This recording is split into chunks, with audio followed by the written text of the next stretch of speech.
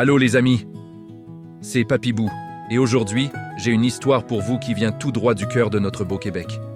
C'est l'histoire de Ti-Jean, un petit gars pas plus haut que 3 pommes, mais avec une tête remplie d'idées plus vite qu'un écureuil qui grimpe un arbre. Un jour, en se promenant dans la forêt, Ti-Jean tombe nez à nez avec un géant.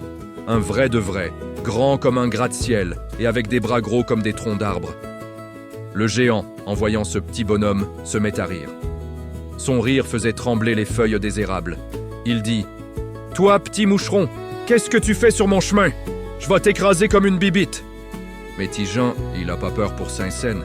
Il répond du tac au tac « Attends un peu, grand dadais. T'es peut-être grand, mais moi, je suis plus fort que toi. » Le géant a arrêté de rire d'un coup. Personne lui avait jamais parlé comme ça.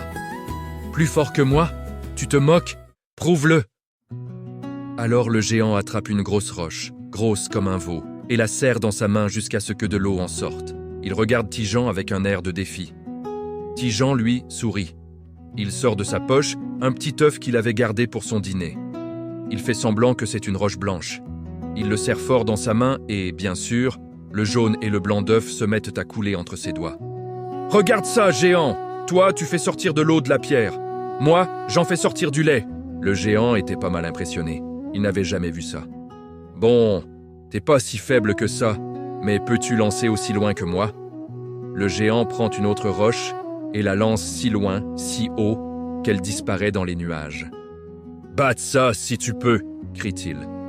Ti-Jean regarde autour de lui et voit un oiseau qui se repose sur une branche. Doucement, il l'attrape. Il se tourne vers le géant et fait semblant de se préparer à lancer. Il ouvre les mains et l'oiseau s'envole, haut, haut, haut dans le ciel, bien plus loin que la roche du géant. L'oiseau a volé jusqu'à ce qu'on ne le voit plus du tout. « Ah ben, dit Ti-Jean, ma roche est partie tellement loin qu'elle a décidé de pas revenir. » Le géant est bouche bée. Il commence à penser que ce petit gars est peut-être un sorcier. Il décide de l'inviter chez lui pour le souper, mais son idée, c'était de le manger. Une fois dans la cabane du géant, Ti-Jean sent bien que quelque chose cloche. Quand le géant lui offre un lit pour la nuit, Ti-Jean met une grosse bûche sous les couvertures, à sa place, et va se cacher dans un coin. Pendant la nuit, le géant arrive avec un énorme gourdin et frappe le lit de toutes ses forces, pensant écraser Ti-Jean. « Crac !»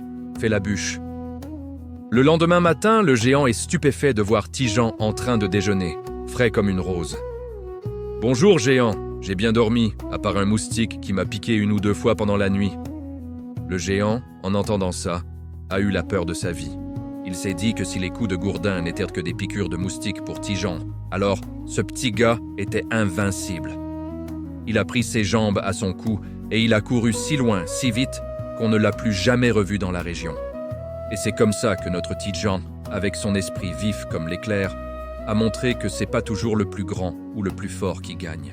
Parfois, un peu de ruse et une bonne tête, ça vaut tous les muscles du monde. J'espère que vous avez aimé cette histoire, mes amis. N'oubliez pas de laisser un pouce en l'air si c'est le cas et de vous abonner pour ne pas manquer les prochaines aventures. Merci d'avoir écouté et à la prochaine.